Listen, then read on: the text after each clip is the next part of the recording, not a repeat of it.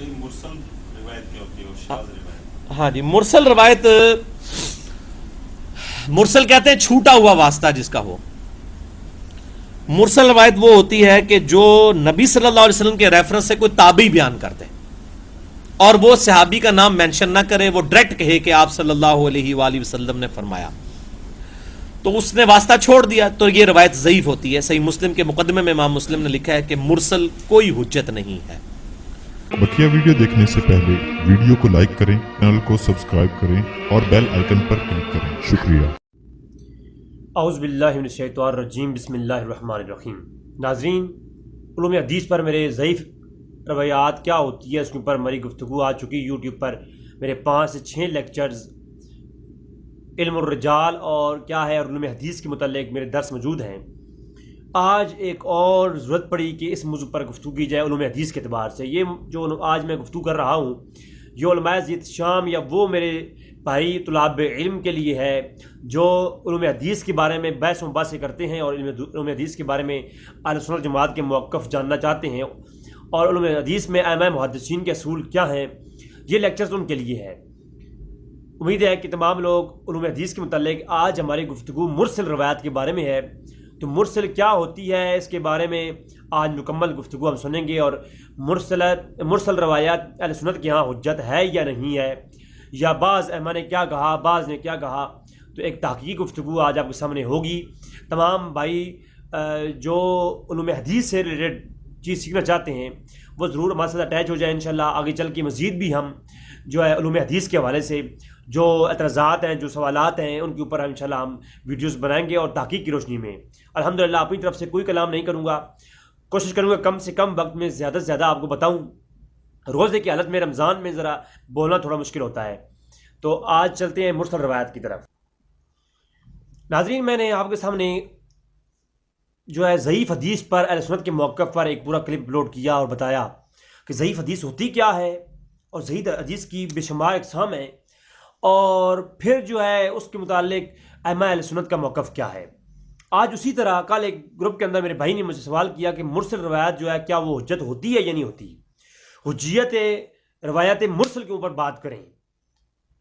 तो बाज़ जगहों पर बाज़ ऐसे लोग पेश करते हैं। तो पहले हम ये जानना होगा कि मुरसल रवायत होती क्या है। और इंजीनियर मोहम्मद अली मिर्ज़ा साहब एक क्लिप के अंदर वो कह रहे थे कि जी तदलीस ये होती है कि जो है मुहद्दिस या रावी अपने उस्ताद का नाम छोड़ करके दादा उस्ताद का नाम ले और उस बंदे का नाम ले जिससे उसकी मुलाकात या सिमा नहीं हुआ, तो ये तदलीस की तारीफ़ है। तो उनके एक क्लिप में मैंने ये सुना था, हालांकि वो ये तारीफ़ गलत बयान कर रहे हैं। यानी एक रावी अपने उस्ताद का नाम छोड़ के दादा उस्ताद का नाम ले और उस दादा उस्ताद का नाम ले जिससे उसकी मुलाकात नहीं हुई, तो ये रिवायत तदलीस होती है। मैंने उसे बताया था कि ये मुरसल खफ़ी की तारीफ़ आपने की है, जबकि ये तदलीस की तारीफ़ नहीं है।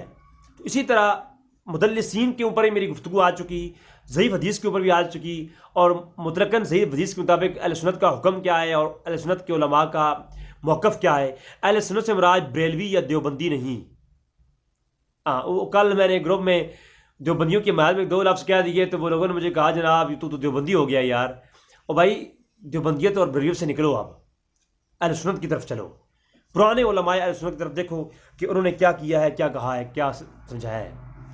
अच्छा, सबसे पहले मुरसल रवायत के बारे में लुग़त के एतबार से मुरसल कहते किसे हैं, यानी अरसला युरसिलु अरसालन, खुला छोड़ देना। लुग़वी एतबार से मुरसल को कहेंगे यानी खुला छोड़ देना। ये इसमें मफ़ूल जो है किस सीगा में आता है, यानी ये इसमें मफ़ूल का सीगा है, यानी छोड़ देने के माना में लिया जाता है। और इसका इस्तिलाही मफ़हूम यानी सनद के आखिर में इस्तिलाही हदीस में, यानी इस्तिलाही हदीस में मुरसल वो हदीस होती है जिसकी सनद का आखिरी हिस्सा ताबी से ऊपर वाला रावी साकित हो। इसकी सूरत यह है कि ताबी खुद वो नाबालिग हो या बालिग हो, हजूर ने ये कहा, आपके सामने ये हुआ, मुहद्दिसीन यानी इसको मुरसल कहते हैं। अगर किसी को इस पर PDF चाहिए, पूरी तहकीक मेरी अपनी वेबसाइट पर मैंने लिख कर اپلوڈ کر دی ہے جو میں آج پیش کروں گا مختصراً. آج یہ مختصراً گفتگو ہوگی. پوری تفصیل میں لنک ڈسکرپشن میں یوٹیوب کے نیچے دے دوں گا. میری ویب سائٹ پر جائیں آپ. پوری تحقیق یہ سکین کے ساتھ میں نے ورڈ بائی ورڈ لکھ کر کے وہ پیش کر دی ہے. کافی محنت کے بعد وہ لکھی. تقریباً ایک کتاب چھپ سکتی ہے PDF کے اوپر کے اندر. میں کتاب کی ترتیب دے رہا ہوں, وہ بھی انشاءاللہ PDF آپ کو مل جائے گا. تو وہ جو ہے میں کوشش کروں گا اگر مالی اسباب بنے تو میں اس کو شائع بھی کرواؤں گا کتاب کی صورت میں. جی تو جس کا یعنی آخری سند کے آخری حصے سے اوپر والا جو راوی ہے, تابعی سے اوپر والا راوی, وہ ساکت ہو اور ڈائریکٹ حضور سے روایت کرے یعنی تابعی, تو اس کو ہم کہیں گے یہ روایت مرسل ہے. ٹھیک ہے, یعنی تابعی کے اوپر والا راوی محذوف ہو, صحابی وغیرہ کا نام, یعنی تابعی بیان کرتا ہے مجھے صحابی نے بتایا اور صحابی نے کہا کہ نبی کریم صلی اللہ علیہ وسلم نے عمل کیا ہے, تو تابعی کہے کہ نہیں نبی کریم صلی اللہ علیہ وسلم نے عمل کیا ہے, صحابی کا نام ہی نہ لے کہ کس صحابی سے اس نے سنا ہے, تو یہ روایت مرسل ہوگی. اور محدثین کہتے ہیں کہ راوی صحابی کا نام لیے بغیر اگر حضور سے کوئی روایت کرے تو اسے مرسل کہیں گے. میں نے بہت ساری تعریفیں آپ کو پیش کر دی تاکہ آپ کو سمجھنے میں آسان ہو جائے. اب اس کی 4 بڑی قسمیں ہیں. یہ جو میں نے آپ کو مرسل کی جو ہے نا وہ تعریف پیش کی, یہ تعریف کی ہے جناب نخبۃ الفکر کے اندر امام ابن حجر نے. آپ لوگ اس کو کر سکتے ہیں, دیکھ سکتے ہیں. ٹھیک ہے, اور میں شرح نخبۃ الفکر آپ کے سامنے پیش بھی کر دوں گا. اس کے علاوہ مرسل کی تعریف بھی یہاں پر آ گئی جناب. اس کی بڑی اقسام جو ہیں, بہت ساری اقسام ہیں, مختلف قسم کی جاتی ہیں. میں ایک اعتبار سے پیش کر دیتا ہوں. یعنی ارسال کتنی قسم کا ہوتا ہے. ویسے مرسل خفی ہوتی ہے, وہ ایک الگ بحث ہے, وہ اس طرف نہیں جاتا. میں صرف اتنا بتاتا ہوں کہ ارسال 4 قسم کا ارسال ہوتا ہے. کہ ارسال صحابی یعنی مرسل صحابی کی جو روایت ہوتی ہے وہ کیا ہوتی ہے, مراسل صحابہ جنہیں کہا جاتا ہے. وہ اس طرح ہوتا ہے کہ کوئی صحابی دوسرے صحابی سے روایت کرے اور وہ پھر نبی کریم صلی اللہ علیہ وسلم سے روایت کرتا ہو. تو جو صحابی جس صحابی سے سنا ہوا ہے اسے, یعنی ایک صحابی کہتے ہیں سیدنا ابو سعید خدری کہتے ہیں میں نے ابو ہریرہ سے سنا, ابو ہریرہ فرماتے ہیں میں نے نبی کریم صلی اللہ علیہ وسلم کو یہ عمل کرتے ہوئے دیکھا. تو ابو سعید خدری جو ہے وہ صحابہ اکرام جس صحابی سے روایت کر رہے ہیں ابو ہریرہ سے, ان کا نام نہ لیں, ڈائریکٹ کہہ دیں کہ ابو سعید خدری کہتے ہیں کہ نبی کریم صلی اللہ علیہ وسلم نے یہ فرمایا, یہ کیا ہے. تو اس کو روایت مرسل کہیں گے. اور یہ مراسل صحابہ میں آئے گا. اور یہ تمام اس کے آگے بات ہوگی, یہ تمام امت کے ہاں متفق ہے کہ یہ روایت حجت ہوتی ہے. مراسل صحابہ جو ہوتی ہیں وہ حجت ہوتی ہیں اگر وہ خبر شاذ نہ ہو اور اس کے مقابلے میں کوئی اور روایت صحیح سند کے ساتھ نہ ہو. تو یہ بات یاد رکھیں, وہ ایک الگ بحث ہے, وہ آگے آ رہی ہے. اپنے وقت کے اوپر جب میں حجیت مراسل حجیت مرسل پر بات کروں گا تو وہ ساری بات آ جائے گی. فی الحال وقت میں آپ کو اس کی بیسک بتا رہا ہوں. دوسری کیٹیگری ہے ارسال تابعی, یعنی مرسل تابعین سے جو ہوتی ہے, مراسیل تابعی جو ہوتی ہیں. یعنی تابعی کیا کرے کہ صحابی کا نام چھوڑ کر کے وہ ڈائریکٹ حضور سے روایت کرے. تو یہ روایت بھی امام شافعی کے علاوہ تمام فقہا کے نزدیک حجت ہوتی ہے. آگے چل کے بحث آ رہی ہے. ٹھیک ہے, اور شوافی بھی آج حجت مانتے ہیں. آگے بات آئے گی وہ. پھر اس کے بعد تابعی صغیر, تیسری کیٹیگری کیا ہے, تابعی صغیر سے کہتے ہیں. یعنی ایک تابعی نے دوسرے تابعی سے روایت کیا اور دوسرا تابعی پھر صحابی کا نام لیتا ہے اور پھر صحابی جو ہے وہ حضور کا نام لیتا ہے. تو ایک پوری یہ سند ہے. تو جو چھوٹا تابعی ہے اس نے بڑے تابعی سے روایت کیا, ایک تابعی دوسرے تابعی سے روایت کرتا ہے, پھر دوسرا تابعی صحابی کو چھوڑ کر کہتا ہے کہ حضور نے ڈائریکٹ بیان کیا. تو اس کو کہیں گے کہ تابعی صغیر کی مراسلت. ٹھیک ہے. پھر ایک ہوتا ہے تبع تابعی کا ارسال. تو تبع تابعی کا ارسال کیا ہوتا ہے, جب کوئی تبع تابعی حضور سے براہ راست روایت کر دے. اور پھر آج میں حیران ہوں, کچھ لوگ کہتے ہیں حجت تو ہے ہی نہیں, جو ہے روایت مرسل حجت نہیں ہے. پھر وہ روایت مرسل کو حجت بھی نہیں مانتے اور پھر یہ کہتے ہیں کہ بخاری کی جو ہے وہ ساری تعلیقاً روایت صحیح ہے.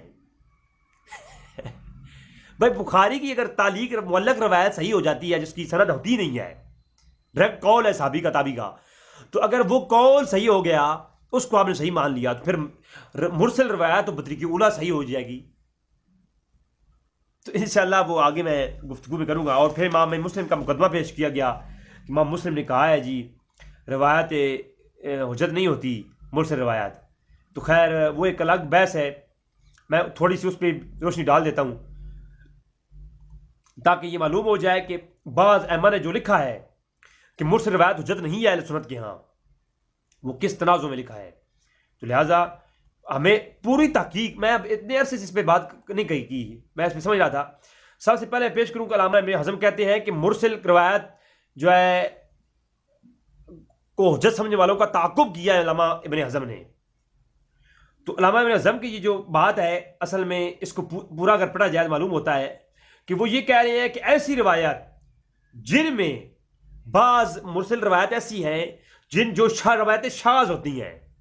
اچھا روایت شاذ کیا ہوتی ہے؟ یعنی ایک راوی ایسی خبر واحد بیان کرے جس کے مقابلے میں پھر اور بہت ساری روایتیں موجود ہوں جس کو جمہور صحابہ کرام بیان کرتے ہوں. تو جو ایک روایت جس کے مقابلے میں بہت جمہور روایت بیان کی جا رہی ہے تو اس کے مقابلے میں ایک راوی ہے، واحد راوی ہے، اور واحد ہی اسے وہ بیان کرنے والا ہے، اس کے اوپر کوئی اور سماع کی تصریح اور دیگر ائمہ کا قول بھی موجود نہیں ہے، خبر واحد ہے، تو وہ خبر شاذ کہلاتی ہے.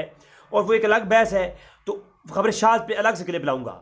وہ خبر شاذ جو ہوتی ہے پھر حجت نہیں ہوتی، تو اس کو لا کر کہتے ہیں وہ روایت مرسل جو خبر شاذ ہو، خبر واحد ہو، وہ حجت نہیں ہے. تو یہ آگے چل کے گفتگو آ رہی ہے، اس کو اہل سنت بھی یہی کہتے ہیں کہ وہ حجت نہیں ہے. لیکن جس پر امت کا اجماع ہو اور خبر واحد جو سکہ تابعین سے ہو، سکہ راویوں سے ہو، اور سکہ جو ہے تبع تابعین سے ہو، وہ خبر واحد وہ روایت مرسل روایت حجت ہوتی ہے. تمام فقہا کا اس پہ جو ہے وہ اجماع ہے. وہ آگے چل کے میری گفتگو آ رہی ہے. اور امام شافعی کا جو قول پیش کیا جاتا ہے، امام شافعی مطلقاً مرسل روایت کو رد نہیں کرتے، وہ بھی یہی کہتے ہیں وہ روایت جس پر سماع کی تصریح یا زیادہ اجماع نہ ملے، جو اپنی روایت اکیلی پائی جائے وہ ضعیف ہوگی. تو وہ مرسل روایت ضعیف ہے. وہ سنت کا بھی یہی موقف ہے. اب سنی حضرات جو ہیں اس پہ حنفی حضرات لڑتے ہیں اور کہتے ہیں جی دیکھیں جی مطلقاً روایت حجت ہوتی ہے مرسل. تو مطلق ہر روایت مرسل حجت نہیں ہوتی. یہ سنیوں کا بھی جو ہے نا ایک وہم ہے اور علمی غلطی ہے. اس پہ ریسرچ کرنی چاہیے. اور وہ لہذا وہ مرسل روایت جو خبر شاذ ہو یا جس کے راوی سکہ نہ ہو، تو ایسی خبر مرسل روایت ضعیف ہوتی ہے. اس کے اوپر علامہ محلی یہ المحلی کتاب دیکھ لیں آپ، ٹھیک ہے. امام مسلم کی مقدمہ دیکھ لیں آپ، مقدمہ دیکھ لیں. وہ میرے صاحب بھی کہہ رہے تھے جی مقدمہ مسلم کے اندر موجود ہے کہ مرسل روایت قابل حجت نہیں ہوتی. بھائی وہ کون سی مرسل کی بات کر رہے ہیں؟ وہ ارسال غیر سکہ روایت یا جو ہے خبر واحد کے بارے میں، شاذ کے بارے میں حکم ہے. مطلقاً ہر مرسل روایت کے بارے میں نہیں ہے. ورنہ امام مسلم جو ہے اپنی صحیح مسلم کے اندر مقدمے میں یہ لکھتے ہیں کہ مرسل روایت حجت نہیں، اور آگے چل کے مرسل روایت پیش بھی کرتے ہیں اور ان کے اوپر باب بھی قائم کرتے ہیں. حالانکہ محدثین کا ترجمہ باب جب قائم کرتے ہیں کسی روایت کے اوپر، تو محدثین کا یہ اصول اور پیٹ رول ہے کہ محدث جب کسی حدیث کے اوپر ترجمہ باب قائم کرے تو اس کے اندر محدث اپنا عقیدہ بیان کر رہا ہوتا ہے اور اس سے استدلال کر رہا ہوتا ہے.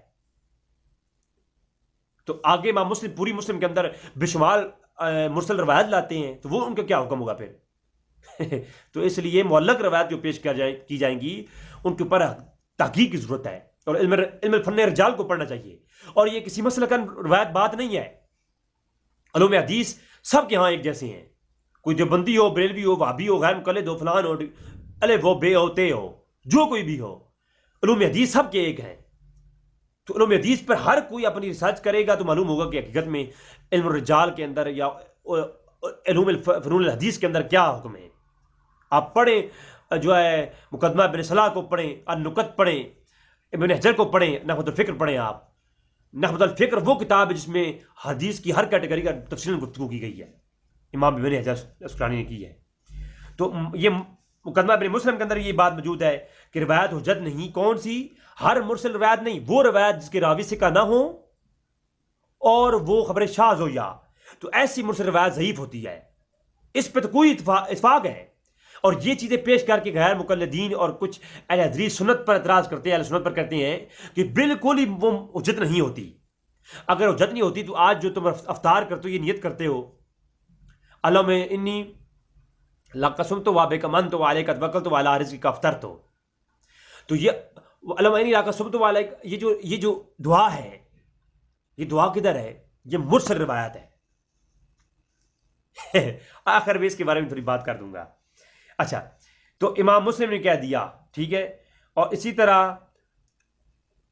عین الہدایہ جدید کے اندر بھی یہی معتبر حنفیوں کی کتاب ہے، اس کے اندر بھی وہ دکھایا جاتا ہے جناب ہدایہ کے اندر موجود ہے مرسل حجت نہیں ہے. اور بھائی وہ وہاں پر بھی وہی شاذ کی بات ہو رہی ہے، ورنہ ہدایہ کے اندر باقی مراسل کے اوپر بات کی گئی ہے.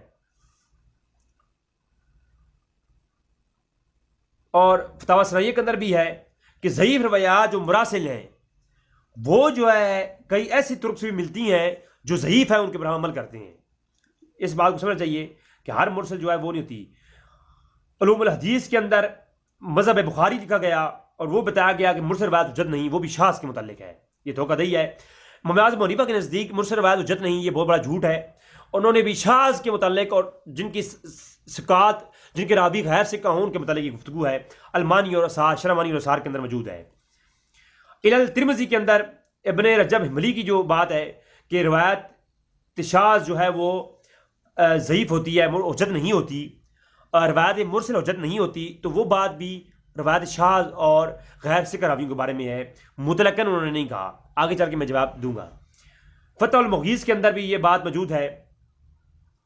امام عبدالرحمن سخاوی شافعی کہتے ہیں کہ جو ہے مرسل روایت حجت نہیں ہوتی، تو وہ بھی جو ہے یہ دکھا کر کے سنیوں کو بیوقوف بنایا جاتا ہے. وہ بھی اس تنازع میں کہہ رہی ہیں کہ شاذ اور غیر ثقہ راویوں سے جو مرسل روایت ہو وہ حجت نہیں ہوتی. پوری بات یہ پیش کریں. تدریب الروی شرح تقریب النوی، مرسل روایت جو ہے امام سیوطی کہتے ہیں کہ مرسل روایت حجت نہیں. تو یہ جو بات پیش کی جاتی ہے یہ بھی ادھوری بات پیش کی جاتی ہے. حقیقت میں وہ غیر ثقہ راوی اور شاذ روایت جو ہیں وہ حجت نہیں ہوتی. تو التمہید کے اندر فی موطا امام مانی الاسنانید، جناب امام عبداللہ بن بر کی کتاب، انہوں نے حنفی اور مالکی مناظروں میں مراسیل کو حجت نہیں سمجھا جایا کرتا تھا، یہ دلیل پیش کی. تو وہ حنفی اور مالکی مناظروں میں جو مرسل روایت حجت نہیں ہوتی تھی، وہ مرسل روایت وہ ہوتی تھی جو مرسل خفی ہو، یا وہ مرسل ہو جس کی غیر راوی غیر ثقہ ہوں، یا روایت خبر واحد ہو. ہر مرکد امام اعظم حنیفہ اور امام مالک جو ہے وہ مرسل روایت کو حجت سمجھتے تھے. آگے دلائل آ رہے ہیں انشاءاللہ. یہ بھی جامع و تحصیل، مرسل حدیث کی حجیت پر اجماع اور جمہوریت کا دعویٰ باطل ہے، یہ بات پیش کی جاتی ہے. یہ اس روایت کے بارے میں جو روایت شاذ ہو اور غیر ثقہ ہو، ورنہ یہی جامع و تحصیل فی احکام المراسیل میں پیش کروں گا آپ کے سامنے، پوری بات بتاؤں گا آگے چل کے، تو آپ لوگ حیران ہو جاؤ گے. آگے چلتے ہیں جناب. امام شافعی کبار تابعین، امام شافعی سے پہلے مراسل کو حجت نہیں سمجھتے تھے. النکت علی کتاب ابن صلاح، امام ابن حجر اسقلانی کی نکت ہے، اس کے اندر سے یہ بات پیش کی جاتی ہے اور یہ قول پیش کر کر کے سنیوں کو بیوقوف بنایا جاتا ہے کہ مرسل روایت حجت نہیں ہے. حالانکہ یہ بھی آج میں آپ کے سامنے چٹا چھٹا کھول دوں گا کہ یہاں پر جو بات کی جا رہی ہے وہ بھی خبر واحد اور غیر ثقہ راویوں کے بارے میں ہے، نہ کہ ہر مرسل روایت کے بارے میں. اور میں آپ کو بتا رہا ہوں کہ ہر مذہب کے ہاں مرسل روایت جو صحابہ سے ہو، وہ اس کے صحابہ کرام جیسے مراسل ہوں، مراسل صحابہ جو ہیں وہ بالکل حجت ہیں، بلا دلیل حجت ہے. باقی تابعین پہ جرح ہوتی ہے، تو تابعین کے اوپر جو بات ہوگی وہ غیر ثقہ اور ثقہ کے اوپر ہوگی. وہ چاہے مراسل وہ مرسل روایت ہو یا صحیح روایت ہو، کسی طرح سے بھی ہو، وہ تابعین کو دیکھ دیا جاتا ہے فیصلہ. تابعین کے اوپر وہ جو ہے روایت کا انحصار ہوتا ہے. آگے چل کی بات ہوگی وہ. تو شرح مانی اثار کے اندر یہ بات ہو چکی. اہل حدیث انہوں نے بات کی کہ جو ہے مراسل کے متعلق، تو یہ بھی جناب جھوٹ ہے. مراسل حجت نہیں. کتاب الکفایہ فی علم الروایہ، کتاب کا نام خطیب بغدادی کی کتاب ہے یہ. اس کے اندر کتاب الکفایہ فی علم الروایہ کے اندر کہا جاتا ہے کہ مرسل روایت حجت نہیں ہے. یہ پیش کر کے سنیوں کو بیوقوف بنایا جاتا ہے تو یہ بھی میں آج کبھی انشاءاللہ آپریشن کروں گا اور بتاؤں گا آگے چل کے. یہ تمہیدن بتا رہا ہوں آپ کو کہ ان کا جواب انشاءاللہ آ جائیں گے. تو جناب یہ تھا وہ اعتراضات جو کیے جاتے ہیں کہ مرسل روایت حجت نہیں ہے. بہت بڑی خیانت سے کام لیا جاتا ہے. آج انشاءاللہ میں آپ کے سامنے وہ پیش کروں گا کہ مرسل روایت کے بارے میں حکم کیا ہے. حدیث کی تعریف میں نے پیش کی. حدیث کی میں نے 3 بڑی اقسام بھی پیش کی مراسیل حدیث کی. اور اب بات آتی ہے کہ اصطلاحی تعریف پیش کی. تو اصطلاحی تعریف میں نے جو پیش کی اس کا حوالہ بھی سن لیں. معرفت علوم الحدیث علامہ عبدالرحمن ابن حاکم نیشاپوری کی. ٹھیک ہے.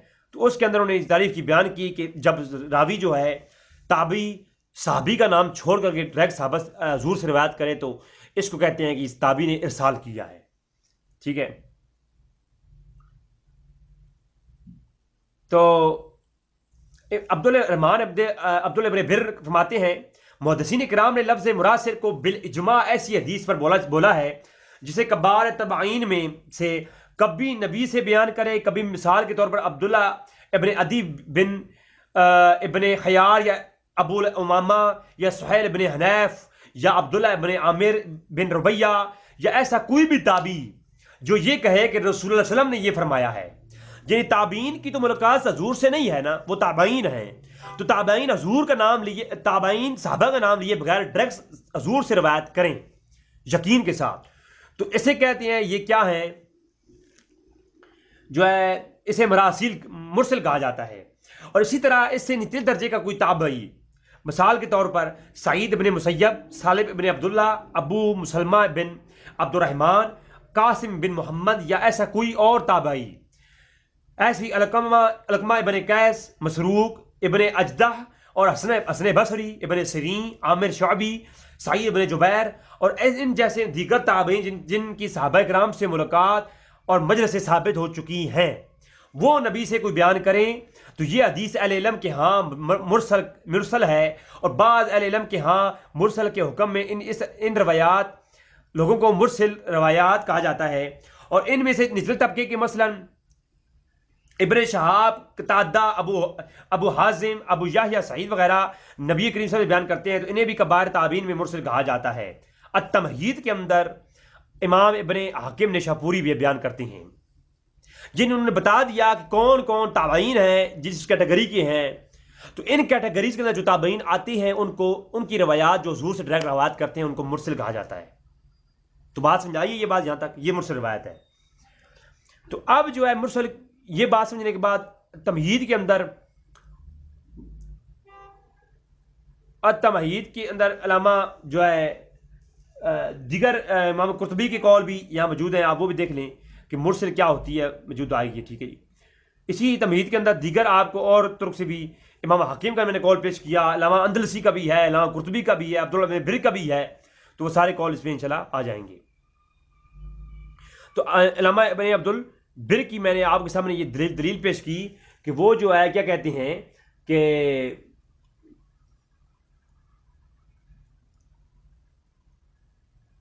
وہ کہتے ہیں کہ مرسل کیا ہوتا ہے, انہوں نے تعریف اس کی بیان کر دی ہے.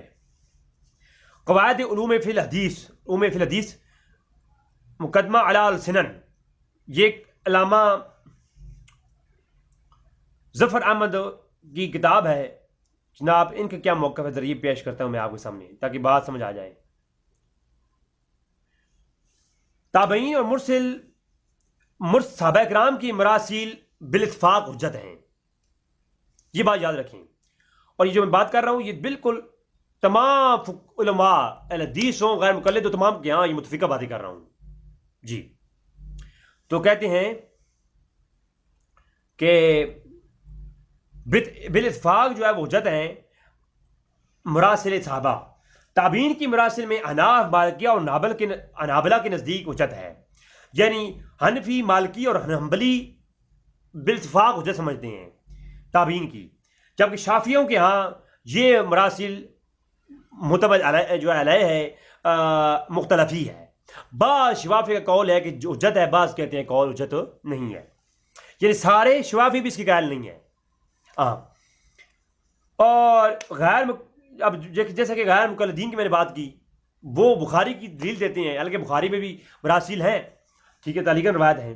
اعلیٰ السنن قواعد فی علوم الحدیث یا احال السنن پڑھیں آپ، دونوں کے اندر آپ کو خوبصورت بحث مل جائے گی. احال السنن کے اندر بھی مکمل بحث موجود ہے. اور اس کے علاوہ مرسل حدیث سے احتجاج اور رد میں علماء دین کے مختلف آراؤں کا اقوال. یاد رکھیں بہت سارے علماء کے جو میں نے قول اوپر پیش کیے کہ وہ یہ کہتے تھے کہ بعض کہنا ہے کہ مرسل روایت حجت نہیں ہوتی، تو ان کا رد کرتے ہوئے جناب عبد الرحمن ابن جوزی اپنی کتاب و تحقیق میں، محدث بغدادی اپنی تالیف الجامعہ فی ادب الروی والسام امام احمد بن حنبل سے نقل کرتے ہیں، وہ اپنی کتاب تالیف الجامعہ کے اندر امام خطیب بغدادی، اور کہتے ہیں کہ مرسل روایت بعض اوقات مکمل سند والی جو روایت ہے اس سے بھی قوی تر ہوتی ہے. صحیح روایت جو صحیح بخاری میں ہو، مسلم میں ہو، صحیح سند کے ساتھ ہو، بعض اوقات صحیح سند والی روایت کے مقابلے میں مرسل روایت بھی زیادہ تقویت اور قوت والی ہوتی ہے. ٹھیک ہے، یہ آپ کے سامنے اسکرین پیش کر رہا ہوں جناب علامہ خطیب بغدادی کا، آپ وہ پیش کر لیں، دیکھ لیں کہ وہ فرماتے ہیں ورما کانا منقطع القوی الاسناد او الکبر اکبر، کہتے ہیں کہ بعض اوقات اکبر سند والی روایت سے تقویت والی روایت جو ہے وہ کون سی ہوتی ہے؟ یہ والی روایت ہوتی ہے. اور اسی طرح کہتے ہیں کہ جی مرسل روایت حجت ہے. امام مالک نے، انس بن مالک سے مشہور ہے کہ ان کے ساتھ ساتھ امام ابو حنیفہ اور ان کے پیروکار مقلدین سے، دونوں فرقوں کے جمہور ناظرین اور محدثین سے، امام احمد کی ایک روایت ہے جسے حکایت کیا امام نووی نے اور امام قیم نے، ابن کثیر وغیرہ نے. اس بات کی حکایت ہے کہ شرح المذاہب کے اندر امام نووی نے کہا کہ اکثر فقہاء سے جو ہے مرسل روایت حجت ہے، جس میں المغیث کتاب کے اندر میں آپ پیش کر المغیث کے اندر یہ بات موجود ہے. اور آگے مزید امام ابو داؤد کے رسالے میں، امام ابو داؤد اپنے رسالے میں لکھتے ہیں کہ مراسیل روایت سے گزشتہ زمانوں میں اکثر علماء دلیل لیا کرتے تھے، مثلا سفیان ثوری، امام مالک، امام اوزاعی وغیرہ. جب شافعی آئے تو انہوں نے اس کلام کیا کہ امام احمد بن وغیرہ کے بعد والوں سے مرسل روایت حجت نہیں مانتے ہم، یعنی امام احمد بن حنبل کے بعد والے راوی جو ہیں ان کی روایت کو وہ حجت نہیں مانتے. باقی کیا کرتے ہیں؟ وہ کہتے ہیں امام احمد بن حنبل کے بعد والے لوگوں کو حجت نہیں مانتے، اس سے پہلے حجت مانتے ہیں. تو شافعی کو بھی مطلقاً وہ انہوں نے انکار نہیں کیا. یہ جناب الفتح المغیث کے اندر میں نے آپ کے سامنے شافعیوں کا بھی قول یہ پیش کر دیا. پھر اگلی بات کہ مراسیل مطلقاً حجت ہیں، یہ بات منقول ہے امام مالک سے، امام اعظم حنیفہ سے، امام احمد سے، اور جسے روایت کیا امام نووی نے، امام ابن قیم نے، ابن کثیر نے، سب نے اس کو روایت کیا کہ جو ہے امام احمد بن حنیفہ، امام مالک، امام احمد کے نزدیک مراسیل مطلقاً حجت ہیں، وہ تابعین سے ہوں یا صحابہ سے ہوں یا کسی سے بھی ہوں. یہ آپ کے سامنے کتاب پیش کر رہا ہوں المراسیل ما الاسانید. اصل میں رمضان میں تھوڑا بولنا مشکل ہوتا ہے، سب کا لسانی ہو جاتی ہے، بات بندہ کہہ نہیں پاتا. تو علامہ ابن سلمان ابن اشیس سجستانی نے اپنی کتاب المراسیل کے اندر، امام ابن ابو داؤد سلمان ابن اشیس سجستانی رحمۃ اللہ تعالی علیہ، تو وہ کہتے ہیں کہ مرسل روایت مطلقاً حجت ہے. ٹھیک ہے، ابو حنیفہ نے بھی اس کو روایت مطلقاً حجت کیا، اور تمام نبی نے بھی حجت کہا، ابن کثیر اور ابن قیم نے بھی. اب ابن قیم اور ابن کثیر کو جو غیر مقلدین حضرات اپنے امام مانتے ہیں تو وہ لوگ اس کو مان لیں، اور بریلوی حنفی جو ہیں جنہوں نے ٹھیکہ اٹھایا ہوا ہے مکمل جناب ہر امام کی بات ماننے کا، تو ان کو جناب ان کے لیے میں کہہ رہا ہوں کہ وہ مان لیں جناب امام اعظم حنیفہ کہتی ہیں، امام احمد بن حنبل کہتے ہیں، اور دیگر امام نبی کہتے ہیں کہ مرسل روایت مطلقاً حجت ہوتی ہے. تو میں سب کی جو ہے یہ سب کی طرف سے یہ بات کر رہا ہوں کہ علوم حدیث کے اندر مرسل روایت بالکل حجت ہے. یہ مراسیل آپ پڑھ لیں.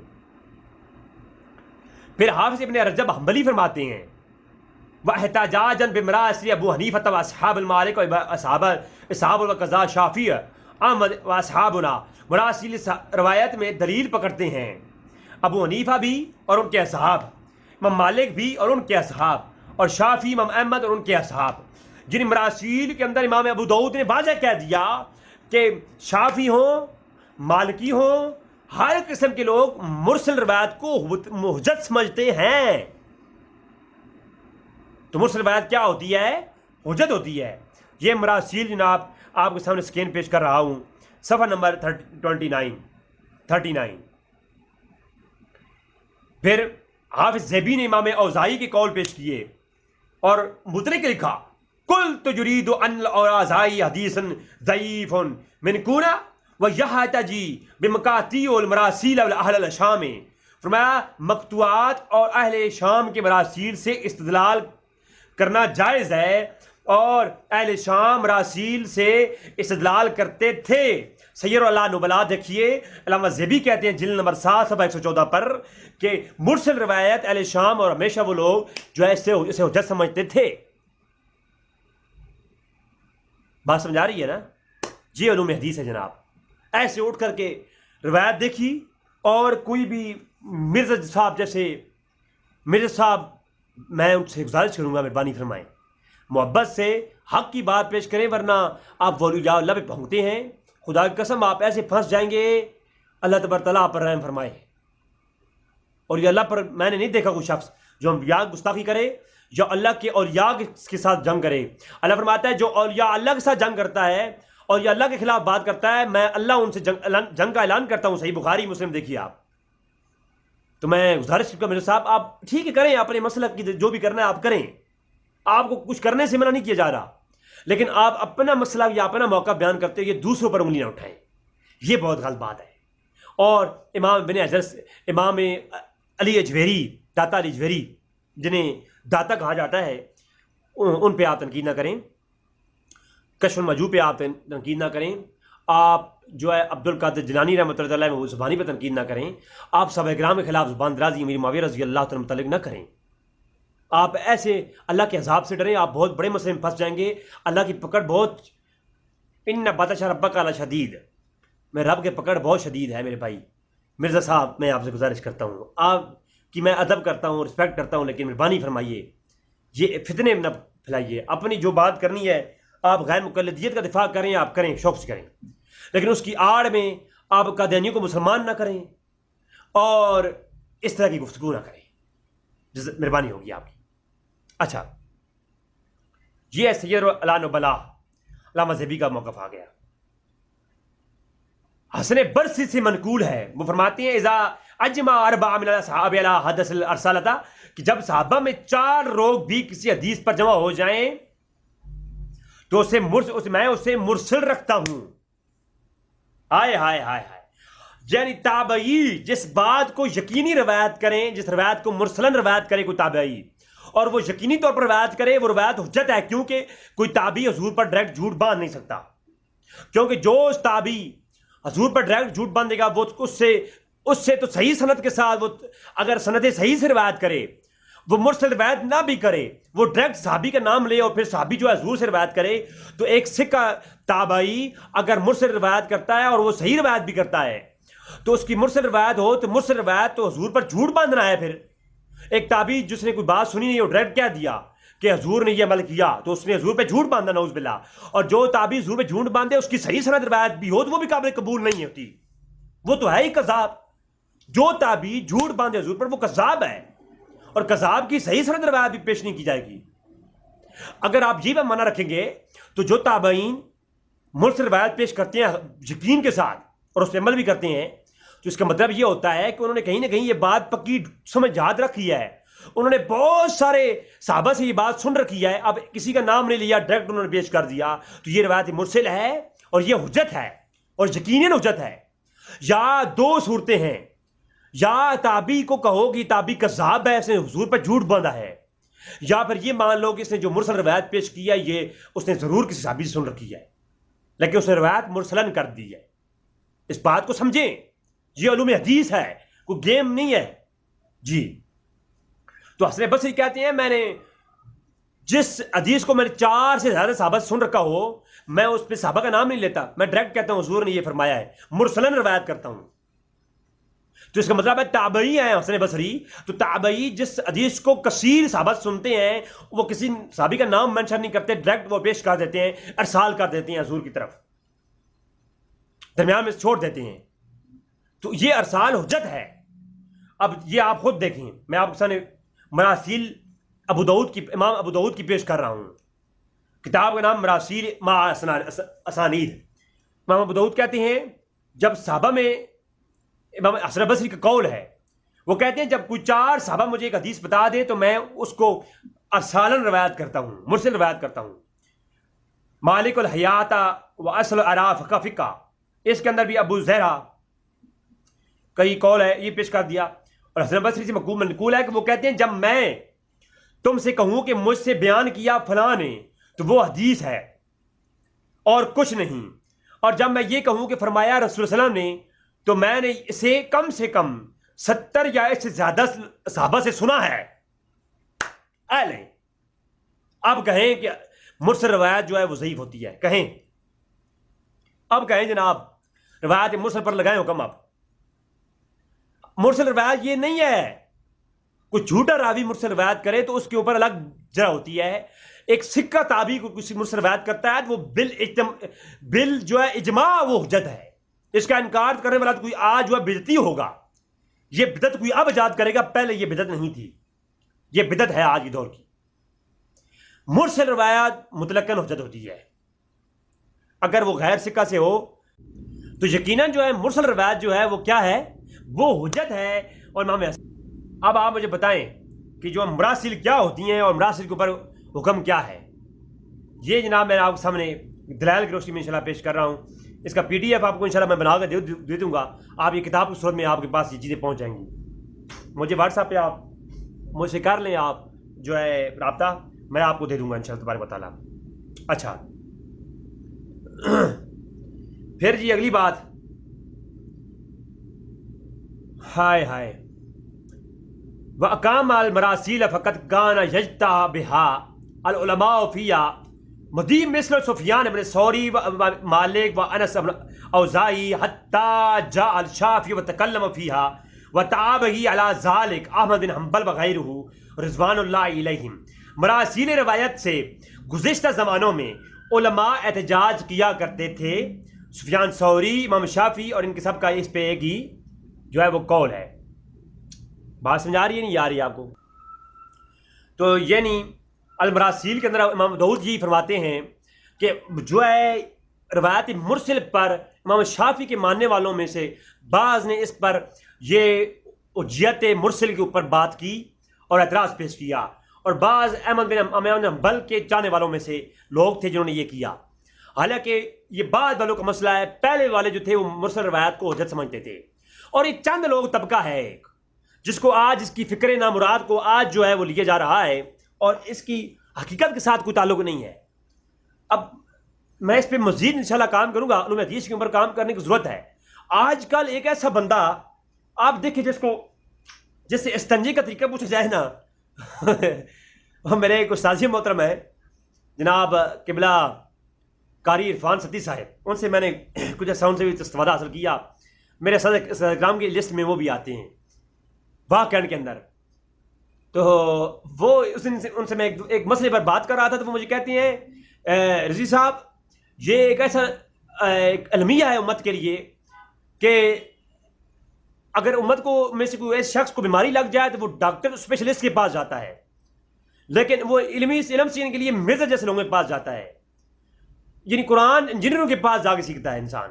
تو یہ لوگوں کا ایسا ایک المیہ بن گیا ہے کہ استنجا کرنے کی جس بندے کو نہ ہو نا علم نہ ہو وہ بندہ بھی جو ہے علوم حدیث کے اوپر یہ حدیث ضعیف ہے. کیوں؟ راوی مدلس ہے، ان سے روایت کر رہا ہے اور یہ مرسل ہے. دیکھیں جی تابعی نے صحابی کا نام لے لیا، روایت منقطع ہو گئی، یہ کیا ہے؟ یہ ضعیف ہے جناب. میں نے کہا آج کے محدث یہ جن کو استنجا کرنے کا جو ہے طریقہ نہیں آتا یہ بہت جانتے ہیں، یا پہلے والے محدث پہلے جانتے ہیں. خدا کا نام ہے یہ جو علوم حدیث جن لوگوں نے بنایا ہے، جنہوں نے مرتب کیا ہے، انہی کی مانو، جو انہوں نے کہہ دیا اسی پہ اتفاق کرو، خود سے یہ نہ کرو اپنے. تو یہ میں نے آپ سے مراسیل کتاب پیش کی علامہ ابو داؤد سلمان بن اشیست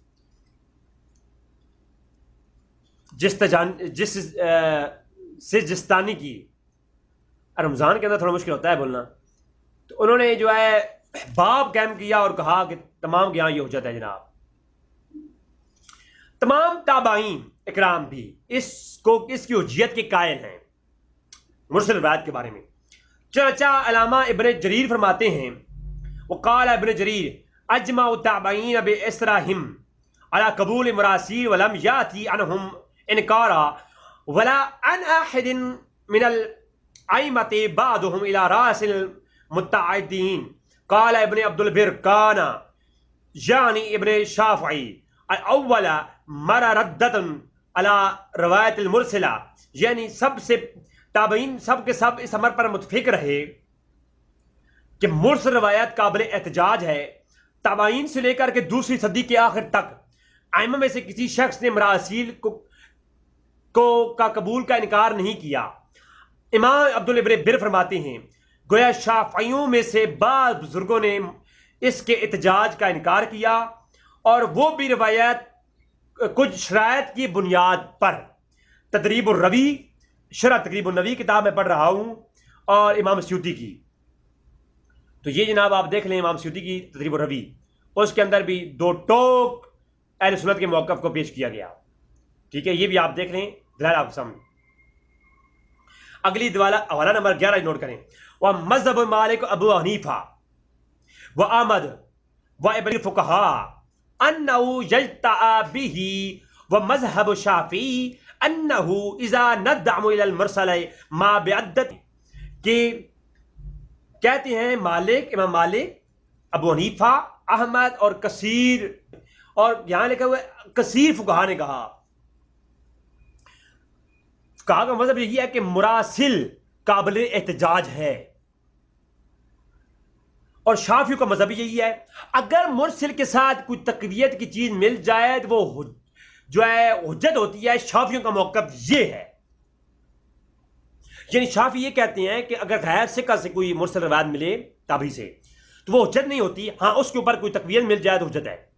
تو یہ تو میں کہتا ہوں شافعیوں کا یہ قول بھی آج سنیوں کو لینا چاہیے، آج کے دور میں سنیوں کو لینا چاہیے، اور اس پر غیر مقلدین حق میں ہیں. آج غیر مقلدین نے جو یہ بات اٹھائی ہے نا، تو انہوں نے اس کو فتنہ بنا دیا ہے، حالانکہ غیر مقلدین کو چاہیے یہ کہ انہوں نے یہ بات حق اٹھائی ہے وہ محبت کے ساتھ اس چیز کو پیش کریں کہ ہر مرسل روایت حجت نہیں ہوگی. اگر کوئی غیر ثقہ راوی مرسل روایت کو پیش کرے، اس مرسل روایت کو پیش کیا جائے تو اس کا راوی غیر ثقہ ہو تو اس کو حجت نہیں مانا جائے گا. یہ غیر مقلدین یہ دعویٰ پیش کریں اور یہ حق پر ہے. اس سے اوپر کہیں کہ ہر مرسل روایت حجت نہیں، تو غیر مقلدین کیا ہر کوئی شخص جو یہ بات کہے گا وہ اس کی تردید ہے. یہ نیا ہے اور یہ بدعت ہے، اور یہ بدعت سیاح ہے اس دور کی. ٹھیک ہے، تو یہ بات یاد رکھیں. اور وہ مسند احمد مروی ہے کہ جو دوسری طریق سے مراسیل روایت کیا گیا ہے کہ حضرات صحابہ یا علماء کی مراسیل پر عمل کیا جائے گا. مقدمہ نوی کے اندر شرح مسلم کھوڑی امام نوی کی جلد نمبر 129 مقدمہ نوی. یہ حافظ جناب میں امام نوی کا قول پیش کر دیا آپ کے سامنے. حافظ بلقینی نے فرمایا ان التابعین اجمعوا مراہم علی قول المراسیل ولم یاتی عنہم الانکارا ولا ان احد الائمۃ ببعضهم الى راس امین حکما بعضهم الاجماع علی القبول. مراسیل صحابہ تابعین تمام تابعین متفقہ طور پر مراسیل کو قبول کرتے ہیں، بلکہ تابعین کے بعد بھی دوسری صدی میں ہجری تک ائمہ میں سے کسی کی طرح بھی مراسیل کا انکار نہیں کیا گیا. یہ نا ثابت ہے. تمام صحابہ کا مراسیل روایت کو قبول کیا جانا اجماع ہے. یہ ہے جناب محسین الاصطلاح و تضمنین کتاب ابن صلاح کی. ابن صلاح مقدمہ ابن صلاح کو پڑھیے. مقدمہ ابن صلاح کے اندر یہ بات موجود ہے. اب کوئی یہ کہے کہ مقدمہ جو ہے مرسل روایت حجت نہیں ہے، اس کو چاہیے کہ وہ اپنے اس قول کے اوپر دلائل پیش کرے، اس کی دلیل ہونی چاہیے. اگر دلیل نہیں تو کل بدعت دلالہ و دلالۃ فی النار، ہر بدعت گمراہی ہے اور ہم گمراہی جہنم میں لے کے جائیں گے. بات سمجھ نہیں آ رہی. پھر مقدمہ ابن صلاح کے بعد اگلا حوالہ نوٹ کریں، حوالہ نمبر 13، شیخ الاسلام ابن تیمیہ. اصل میں اس شخص کی میں قدر کرتا ہوں، ابن تیمیہ کی. اس کے ساتھ مجھے کچھ اختلافات ہیں، بلکہ اس شخص نے کچھ تحقیقات، بڑے محقق تھا لیکن اس کی کچھ تحقیقات، اب چونکہ میں فقط اگر بریلویوں کا دفاع کرنے والا ہوتا تو میں اس کو کافر کہتا. جو کل پرسوں مجھے بریلویوں کے میں خود بریلوی ہوں، مسلکن میں بریلوی ہوں. احمد رضا فاضل بریلوی رحمۃ اللہ علیہ کو رحمۃ اللہ علیہ اور ان کی عقائد کی جو ہے ڈنکی کی چوٹ پر دفاع کرتا ہوں. لیکن مجھے افسوس یہ ہے کہ آج کے بریلوی مجھے بریلوی نہیں کہتے، کیونکہ میں خیر چلیں، میرا اپنا سٹائل ہے، کسی کو برا لگے تو برا لگے. مجھے الحمدللہ محبت دیتے ہیں ہر مسلک کے لوگ، اور مجھے یہی محبت میرے لیے سرمایہ ہے. لیکن حق بات کر رہا ہوں، اپنی بات نہیں کر رہا. تو اگر کوئی شخص آج کا انکار کرتا ہے تو اس کے لیے ضروری ہے وہ دلیل لائے، ورنہ یہ بدعت ہے بہت بڑی. جی تو شیخ الاسلام ابن تیمیہ، اس ابن تیمیہ کے ساتھ مجھے بہت اختلافات ہیں. اس کی تحقیقات جو پوری امت کے خلاف جاتی ہیں، لیکن جو اس کی اچھی باتیں ہیں وہ میں کوٹ کرتا ہوں. لیکن اس بندے کو میں نہیں مانتا، یہ صرف ان کے لیے کوٹ کر رہا ہوں جو غیر مقلدین ہیں، ان کے لیے. اہل سنت ان سے بچ کے رہیں، یہ بندہ اہل سنت کے لیے پڑھنے کے قابل نہیں ہے. اچھا، مراسیل سے احتجاج اور عدم احتجاج کے بارے میں مکمل بحث کی ابن تیمیہ نے. کہتے ہیں وما مرسلہ قد تنازع الناس بقبولها وردها واضح القول ان منها مقبول و مردود منها موقوف. ٹھیک ہے، کہتے ہیں بہرحال مراسیل قبول کرنے اور رد کرنے میں لوگوں میں اختلاف ہے. صحیح تر قول یہ ہے کہ مراسیل مقبول ہیں، اور مقبول اور مردود اور موقوف سبھی اقسام ہیں. جو جس کے حال سے یہ معلوم ہوا وہ سکہ سے ارسال کرتا ہو تو وہ قبول ہوگی، اور جو سکہ غیر سکہ سے ارسال کرے وہ بھی قبول ہوگی، اور جو غیر سکہ سے روایت کرے وہ حجت نہیں ہوگی. بس یہ جو بات ہے یہی اہل سنت کا موقف ہے. ابن تیمیہ نے یہ بندے نے پتراری گل کی تھی مطلب ہے کہ اچھی بات کی ہے. حافظ ابن تیمیہ نے یہ جو بات کی ہے، اگر مجھے روزہ نہ ہوتا تو میں پوری بات پڑھتا، کیونکہ رمضان میں بولنا بہت مشکل ہوتا ہے، اور پھر میرے گلے میں درد بھی ہے. اللہ تبارک تعالیٰ کورونا جیسی مرض سے جو ہے وہ بچائے. تو یعنی راوی اگر سکہ ہو اور وہ سکہ راوی جو ہے روایت کرے، تابعی روایت کرے، یا تبع تابعی ہو وہ بھی سکہ ہو تبع تابعی، اور وہ سکہ تابعی سے روایت کرے تو یہ روایت حجت ہے. جی تو جناب یہ پوری بحث کر دی منہاج السنہ ابن تیمیہ، یہ آپ پڑھ سکتے ہیں. یہی طائب خطیب بغدادی نے بھی علل ترمذی کے اندر بھی یہ موجود ہے، اور مشہور نواب صدیق اختر خان بھوپالوی انہوں نے بھی یہ لکھا. تو ابن تیمیہ کے ساتھ ساتھ علامہ زید کوثری جو کہ جن کا علم کا ڈنکا پورے مصر کے اندر بجتا ہے، متوفہ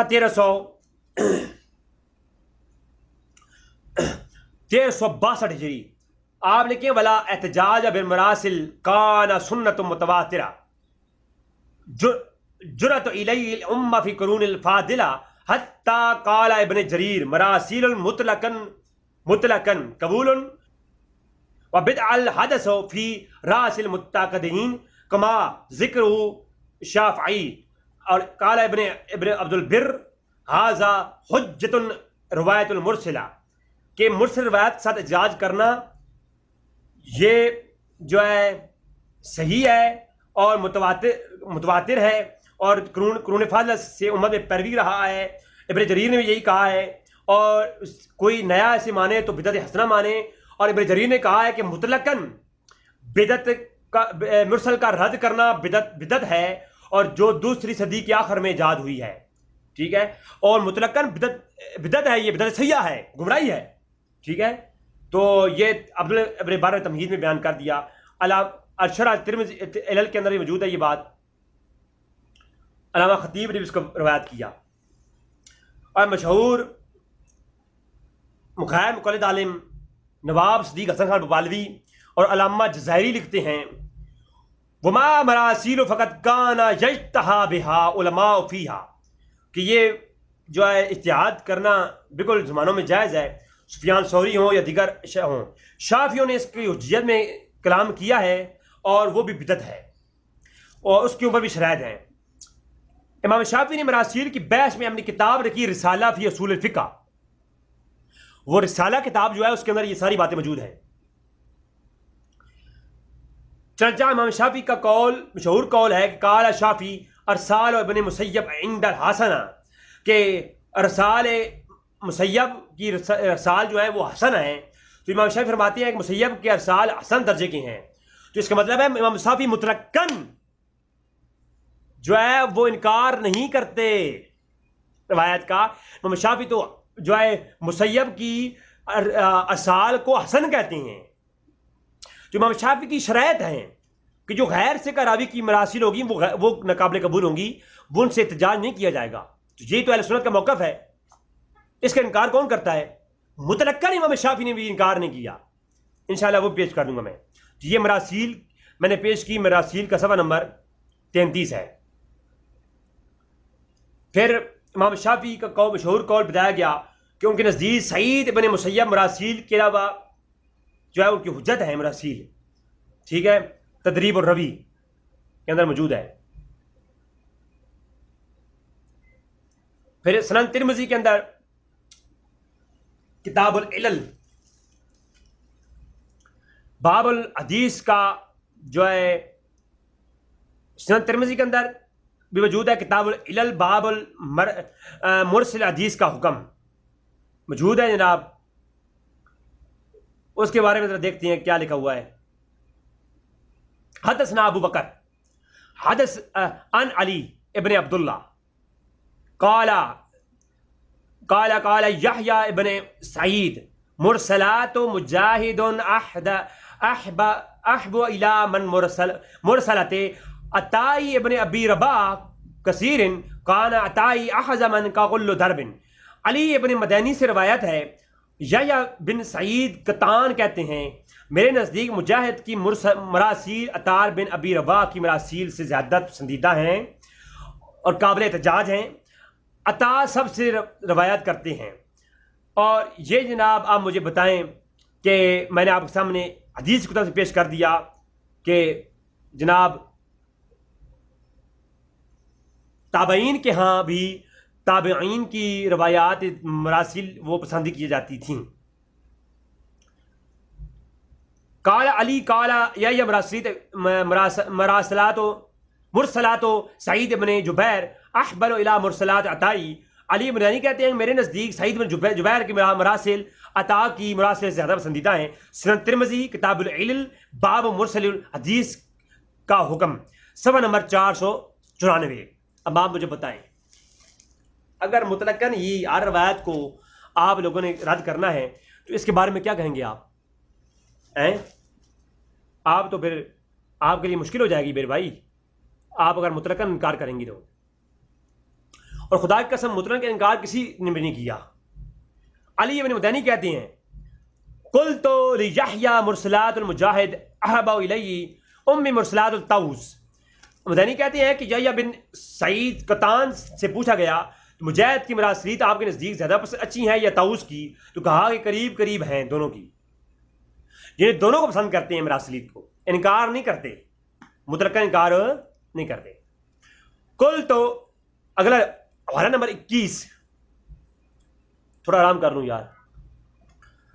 حوالہ نمبر علی ابن مدانی بیان کرتے ہیں کہ یحییٰ بن قطان جو ہے وہ مراسیل کو قبول کرتے تھے۔ سنن ترمذی کھولیے، تحقیق البانی کی کھولیے، باب الکتاب العلل کھولیے، باب المراسیل حدیث کا حکم کھولیے، صفحہ نمبر 794 کھول لیجیے۔ حوالہ نمبر 21 قل تو یا فمرسلات مالک قال ہی احب الیہ ثم قال ہی یحییٰ لیس من فی قوم الاحد اصحا حدثنا من مالک۔ علی بن مدانی کہتے ہیں یحییٰ بن علی قطان سے پوچھا گیا کہ آپ مالک کی مرسلات کے بارے میں کیا کہتے ہیں، کہا مجھے زیادہ پسند ہیں۔ پھر یحییٰ بن قطان سے پوچھا گیا کہ پھر یحییٰ بن قطان نے کہا کہ روایت حدیث میں مالک سے زیادہ کسی کی حدیث صحیح نہیں ہو سکتی. امام مالک وہ وید شخص ہیں جن کی حدیث سب سے صحیح ہو سکتی ہے. تو مجھے آپ بتائیں یہ سنن ترمذی ہے جناب، حوالہ نمبر 22. سوار بن عبداللہ عنبری کہتے ہیں، سنن ترمذی پیش کر رہا ہوں، میں نے کہا یا قطان کو کہتے سنا. حسن بصری اپنی روایت میں جب قال رسول صلی اللہ علیہ وسلم کہتے ہیں تو یا ایک یا دو حدیث کے علاوہ مجھے اس کی ساری حدیث کی اصل مل گئی. یعنی انہوں نے سوار بن عنبری کو کہتے ہوئے یہ سنا ہے کہ جتنی بھی مراسلات حسن بصری ہیں وہ ساری کی ساری صحیح روایات ہیں، سب کی حدیثوں کی سند مجھے ملتی ہے سوائے ایک دو کے علاوہ. تو اس کا مطلب ہے کہ جب راوی جو ہے تابعی ثقہ وہ روایت کرے جو ہے حضور سے ڈائریکٹ تو وہ ثقہ حجت ہوتی ہے، کیونکہ تابعی کوئی بھی روایت غیر سند کے بغیر جو ہے وہ مرسل روایت پیش ہی نہیں کرتا. تابعی یا تو حضور پہ جھوٹ باندھ سکتا ہی نہیں ہے، جب وہ پیش کرتا ہے یقیناً اسے کسی صحابی سے سنا ہے تبھی وہ پیش کر رہا ہے. یہ میں آپ کے سامنے سکین پیش کروں گا سنن ترمذی، تحقیق البانی کی، کتاب العلل، اور باب کا نام ہے مرسل حدیث کا حکم. حوالہ نمبر 23. بعض علماء علم نے مرسل کو حجت مانا ہے. سنن ترمذی فقط احتجاج بعض اہل العلم بالمراسل ایضا، کتاب العلل باب، یہی سنن ترمذی آپ کے سامنے میں سکین سینڈ کر دوں گا. اب آپ کے سامنے یہ بات میں نے پیش کی کہ مرسل روایات کا صحیح اور قابل استدلال جو ہے ہونا یہ قرون اولا یا دوسری صدی کے آخر تک تابعین کا مکمل اس پہ احتجاج رہا ہے، اس کا منکر کوئی بھی نہیں تھا. یہاں تک کہ امام شافعی اور انہوں نے بھی اس کی حجیت پہ کلام کیا، اور وہ بھی انہوں نے جو کیا بہت کمال کا کیا میرے نزدیک. وہ یہ نہ کرتے تو پھر آج ہر مرسل روایت کو حجت مان لیا جاتا.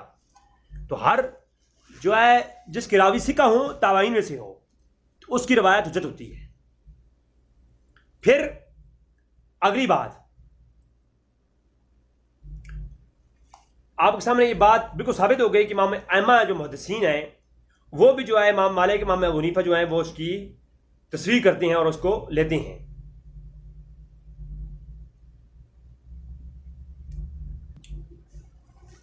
اب یہاں پر میں تھوڑی سی اور گفتگو کرنا چاہوں گا. یہ تو تھی گفتگو کے حجیت مرسل روایت کے اوپر. اب اگر میں یہ کہتا ہوں جو لوگ آج کل امام شافعی کی تقلید کر رہے ہیں اور امام شافعی کی تقلید کر کے کہتے ہیں جی ان کے نزدیک حجت نہیں تھی تو ہم حجت نہیں مانتے.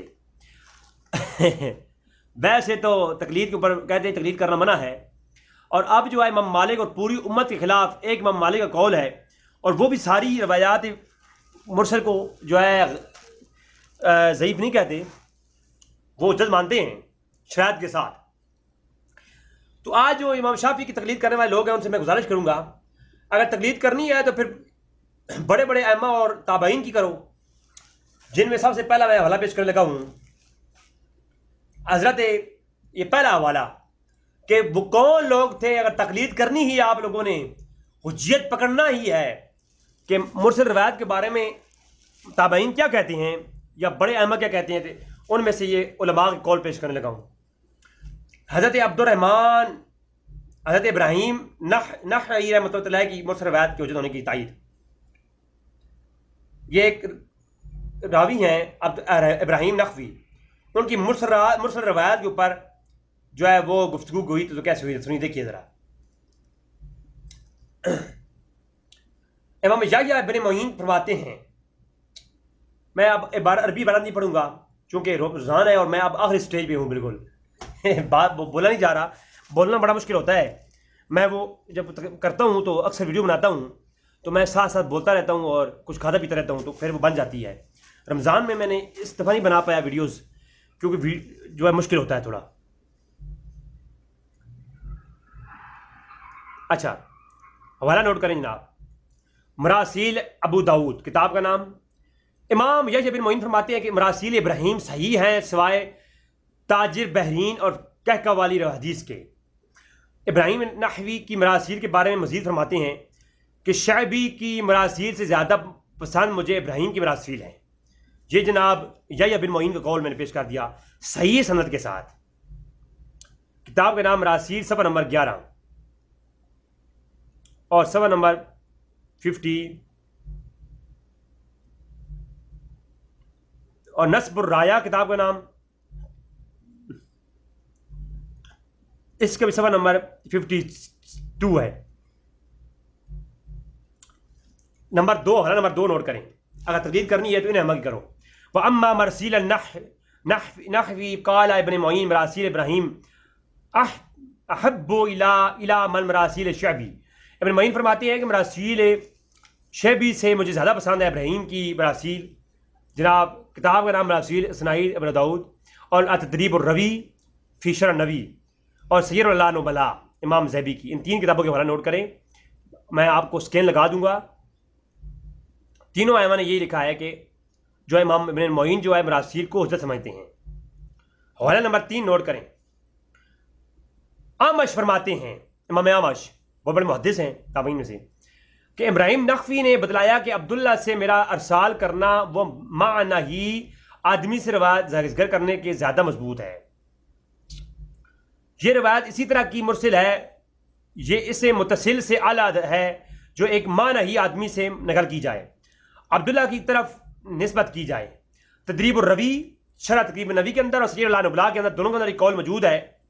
امام احمد کہتے ہیں کہ ابراہیم نجوی نے مجھے بتلایا کہ عبداللہ سے میرا یہ ارسال کرنا، یعنی میں جو امام ابراہیم نحوی کی جو مرسل روایت ہوگی، امام احمد کہتے ہیں کہ وہ صحیح سند روایت سے بھی کبھی تر ہوگی. کہاں گھوم رہے ہیں، کدھر کی آپ نے اصول حدیث یہ بنایا ہوا ہے. تو یہ تدریب الروی آپ کے سامنے میں نے پیش کر دیا، سیر اللہ نبلا. حوالہ نمبر 4 امام ابو جعفر طحاوی فرماتے ہیں اگر وہ کہیں کہ تم میں سے ابراہیم سے عبداللہ رضی اللہ عنہ نے روایت نقل کیا ہے تو وہ متصل نہیں، تو اس کا جواب یہ دیا جائے گا کہ ابراہیم جب عبداللہ سے ارسال کرتے ہیں تو وہ روایت ان کے نزدیک تواتر کی سیر تک پہنچتی ہوتی ہے. اعمش نے کہا ہے کہ مجھے روایت کیا سند صحیح کے ساتھ بیان کرو کہ ابراہیم نے فرمایا کہ جب تم میں سے میں کہوں کہ عبداللہ بن مسعود سے میں نے کسی روایت کو لیا ہے تو یہ بات میں کہتا ہوں کہ یہ ایک جماعت نے مجھ سے بیان کی ہے. اور جب میں کہوں، یعنی ابراہیم کہتے ہیں جب میں یہ کہوں کہ میں عبداللہ بن مسعود سے روایت کرتا ہوں تو سمجھ لو کہ مجھے ایک پوری جماعت نے یہ روایت کی ہے. اور جب میں یہ کہوں حدثنی فلاں ان عبداللہ کہ فلاں نے مجھے کہا کہ عبداللہ نے فرمایا ہے تو فقط اس شخص نے بیان کی ہوئی ہے. المانی اور اثار امام طحاوی کے اٹھا کے دیکھ لیں، اور نصب الرایا کے اندر بھی یہ بات موجود ہے. جی نصب الرایا. تو جناب یہ بھی ہو گیا. ہائے جی السلام علیکم ورحمۃ اللہ وبرکاتہ. اصل میں نے افطار تک کا اسٹے کر لیا تھا، ویڈیو روک لی تھی، پھر سٹارٹ کر رہا ہوں ویڈیو افطار کے بعد. ناظرین حوالہ نمبر 5 اب نوٹ کیجیے. افطار نمبر 5 ہے جناب کہ وقال احمد بن حنبل مرسلات تو سعید بن مسیب. کہتے ہیں جی سعید احمد بن حنبل نے کہا کہ صحیح ترین مرسلات سعید بن مسیب کی ہیں، اور ابراہیم نحوی کی مرسلات میں کوئی حرج نہیں ہے، اور سب سے ضعیف ترین مرسلات حسن اور سب سے عطار کی ہیں، حسن اور عطار کی ہیں، حسن بصری اور عطار کی. اور اس لیے وہ ہر کسی سے حدیث لے لیتے ہیں. تدریب الروی و شرح تقریب نبی کی یہ جی نا آپ سامنے پیش کی ہے. آپ پریشان نہیں ہونا، اب میں بول رہا ہوں صحیح طریقے سے بولوں گا، ہر عبارت پڑھوں گا کیونکہ اب یہ افطار ہو چکی ہے. اللہ اکبر. جناب یہ ہے جناب ہمارے پاس شرح تقریب نبی. حوالہ نمبر 5 حوالہ نمبر 6 اب نوٹ کریں جناب. حوالہ نمبر 6 قال ابن عبد البر فی تمہید مرسیل سعید بن مسیب و محمد بن سیرین و ابراہیم نحوی عند الساحہ وقالوا عبداللہ ابن بر نے تمہید میں فرماتے ہیں کہ سید ابن مسیب محمد بن سیرین اور ابراہیم نخوی کی مراسیل ان کے نزدیک صحیح ہیں، اور فرماتے ہیں کہ عطا اور حسن کی مراسیل حجت نہیں ہے ان کے ہاں، حسن بصری اور عطا کی حجت نہیں ہے۔ اور کن کی بات ہو رہی ہے جناب؟ یہ بعض کی بات ہو رہی ہے، اور اس لیے کہ وہ دونوں ہر ایک سے حدیث لیتے تھے۔ یہی حال ابو قلابہ اور ابو عالیہ کا بھی ہے، ٹھیک ہے، بعض کو یہاں پر بعض رکھا، مقدمہ کتاب المراسیل۔ اور آگے چل کہتے ہیں اسی متعلق، کہتے ہیں یہ مذہب الشافعی، ہذا مذہب الشافعی، یعنی شوافع کے ہاں یہ قول ہے۔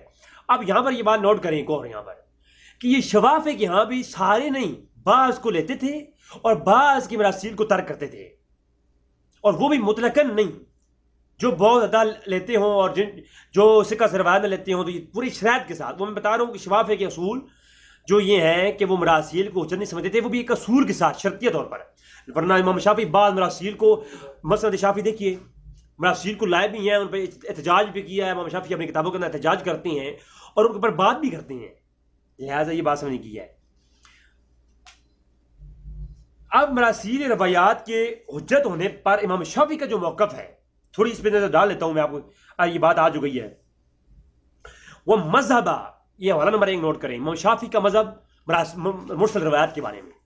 اب میں تمہیداً جو آلریڈی ساری گفتگو ہو چکی کہ جو ہے پورا میں نے آپ کو وضاحت آپ کے سامنے دلائل کے ساتھ رکھ دی کہ مرسل روایات حجت ہوتی ہے، تمام فقہا کے ہاں اور تابعین تک اس کا کوئی جو انکار نہیں کرتا تھا، یہ آج کے دور کی بدعت ہے اور بدعت سیاح ہے، کل بدعت ضلالہ و ضلالۃ فی النار۔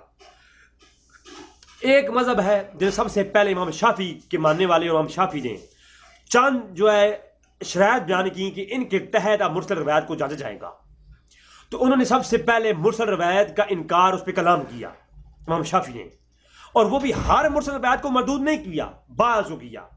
تو اس کے اوپر امام شافعی کا قول پیش کر دیتا ہوں، کوئی یہ کہے جناب نہیں امام شافعی نے تو بالکل مطلقاً مرسل روایت کا انکار کیا تھا، میں یہ کہتا ہوں امام شافعی نے مطلقاً کسی مرسل روایت کا انکار نہیں کیا، بعض روایات کا کیا، اور وہ بھی کہا کہ جو غیر ثقہ سے ہوں، یہ خبر واحد ہوں، شاذ ہوں، تو وہ ایک پورا اصول بیان کیا امام شافعی نے، کتاب الرسالہ آپ پر دیکھ لیں امام شافعی کا جی۔ تو مذہب شافعی انہ اذا انضم الی المرسل ما یدعی الاحتجاج بہ، کہتے ہیں مرسل روایت امام شافعی کا موقف کیا ہے سنیے گا۔ امام شافعی کا مذہب یہ ہے کہ اگر مرسل کے ساتھ کوئی تقویت کی چیز مل جائے تو وہ حجت ہوگا، مثلا یہ کہ وہ مسند ابی مروی ہو، یا دوسری طریق سے مرسل روایت کیا گیا ہو، یا بعض حضرات صحابہ کرام یا اکثر علماء نے اس پر عمل کیا ہو۔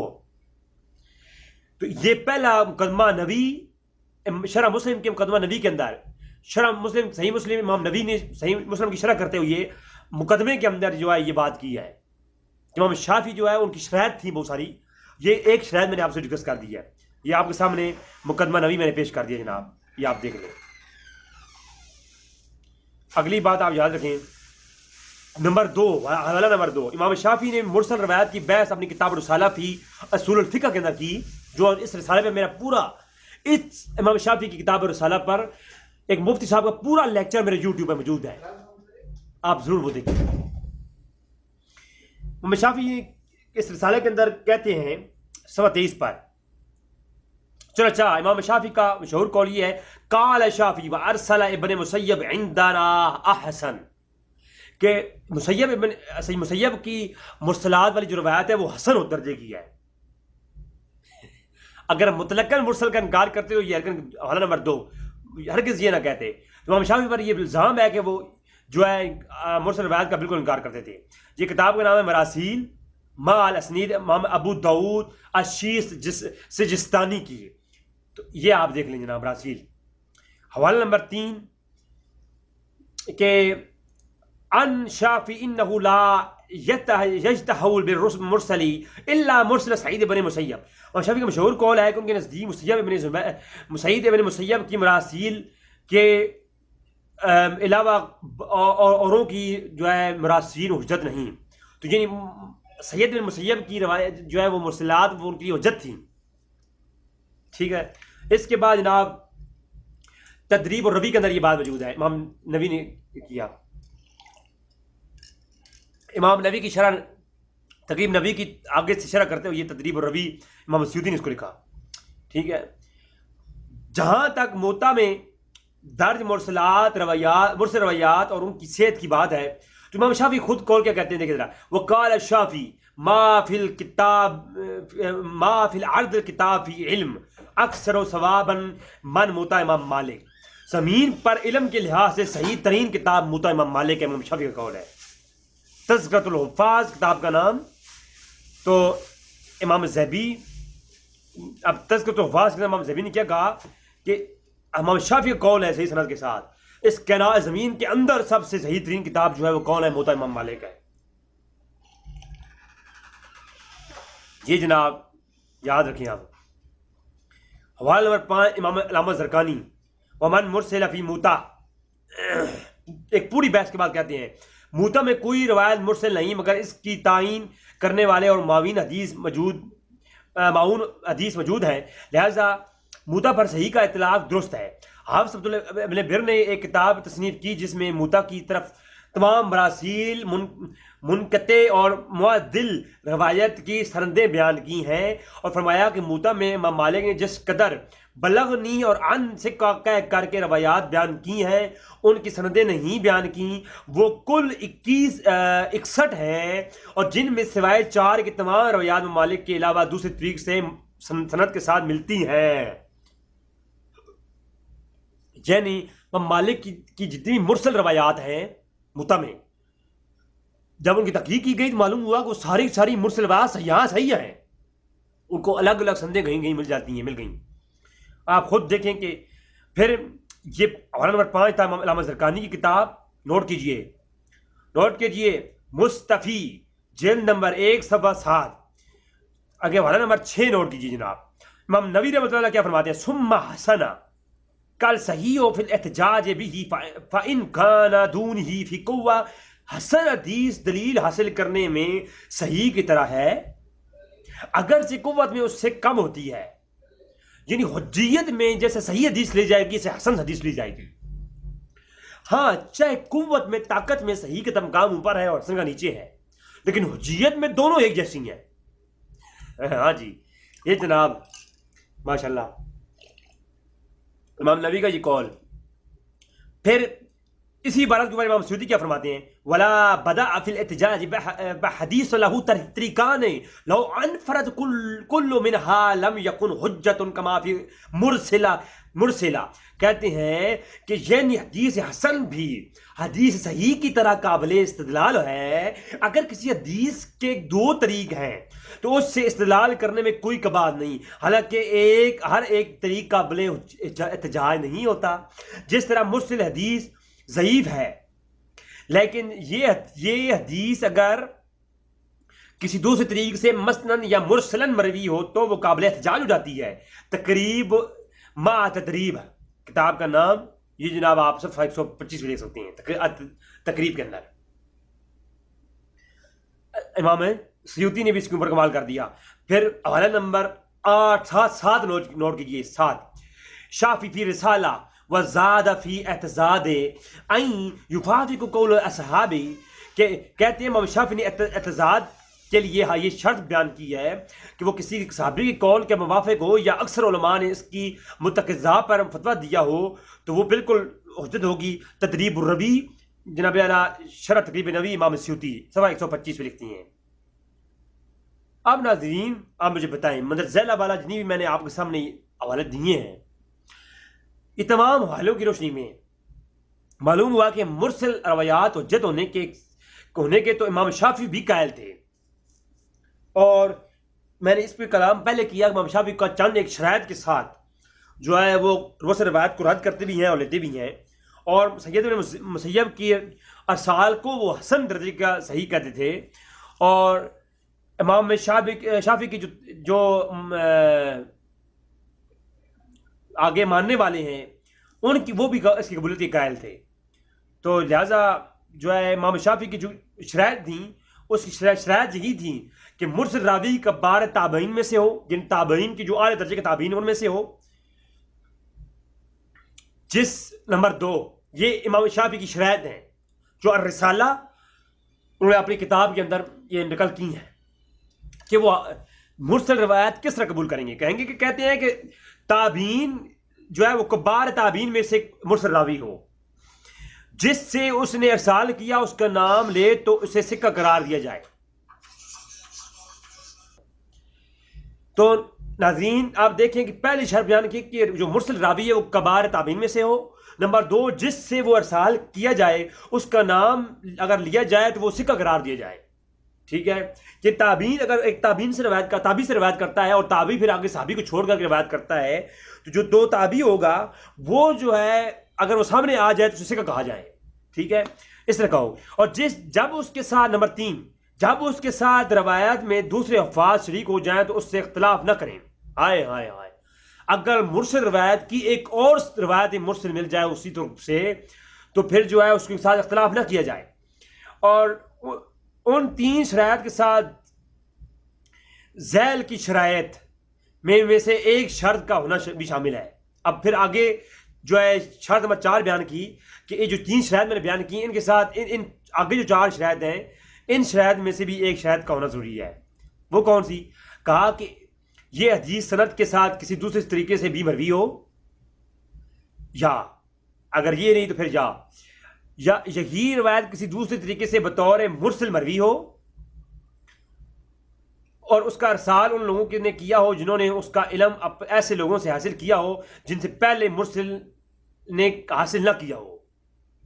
یعنی وہی روایت مرسل کوئی اور مرسل مل جائے لیکن جس طرح اس نے مرسل روایت کی ہے اس طرح وہ کوئی اور سند سے طریق سے مرسل ہو تو یا یہ ہو جائے. نمبر 3 حدیث کسی صحابی کے قول سے مطابقت رکھتی ہو. جب وہ جو مرسل ہے اس کی کچھ نہ کچھ مطابقت کسی صحابی سے قول سے مل جائے تو یا پھر یہ ہو جائے. یعنی یہ جو پہلا ہے یہ جو 3 آخر میں بیان کیے نا ان میں سے کوئی ایک بھی اگر اس روایت مرسل پر دلیل مل جائے تو وہ روایت مرسل حسن ہو جاتی ہے. اب آگے دیکھیں یا اگر یہ 3 جو طریقے یہ نہیں تو پھر یا چوتھا یا اکثر اہل علم اس کے متقاضات کے مطابق فتویٰ دیتے ہوں. یا یعنی جو مرسل روایت ہے اسی کے اہل علم جو علماء ہیں آج کل کے وہ اس کے کو مان لیں کہ اس طرح کی فتوی ہم نے دے رکھی ہیں یہ جائز ہے تو پھر بھی کوئی حرج نہیں پھر بھی قابل قبول ہے.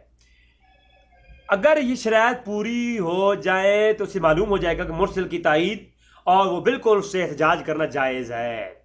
ٹھیک ہے تو اس کے اوپر میں آپ کے سامنے یہ جناب اصطلاحات حدیث جو ہے پیش کر دیتا ہوں. جناب یونیورسٹی کی ایک کتاب ہے لاہور سے مطبع ہوئی تاکہ اس چیزیں یہ شرائط جو امام شافعی کی ہیں یہ بھی معلوم ہو جائیں. ناظرین یہ تھی آج گفتگو ایک بھائی کے حکم سے میں نے کی کہ مرسل روایت کی حجیت کے بارے میں کیا حکم ہے اور انشاءاللہ تبارک تعالیٰ آگے بھی اس کے اوپر میں گفتگو کروں گا. دعا ہے کہ رب تعالیٰ میں حق جاننے کی توفیق عطا فرمائے. وما علینا الا البلاغ المبین.